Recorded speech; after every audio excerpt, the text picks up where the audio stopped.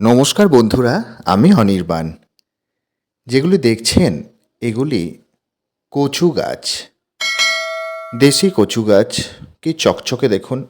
আর কচু গাছের ফুল দেখাবো আপনাদের। এই দেখুন, সাদা রঙের ফুল হয়। যারা দেখেননি অবশ্যই দেখে নিন। এখানে কিচ্ছু না, যদি আপনারা বাড়িতে করতে পারেন, একটু গোবর সার দিয়ে দেবেন। হ্যাঁ, আর কচুর শাকও খেতে পারেন আপনারা, ওপরের অংশটা। আর নিচে তো কচু হয়, নিচে মাটি খুঁড়ে কচু বেরোবে। দেখুন কি চকচকে হয়েছে, দেখুন পাতাগুলো খুব সুন্দর পাতা, দেখুন এই দেখুন।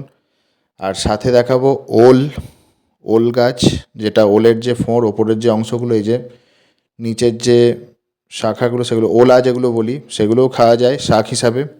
আর নিচে তো ওল থাকে, মাটি খুঁড়ে ওলও পাবেন। অতএব শাক, সাথে ওল, কচু, কচু ওল সব কিছুই পাবেন।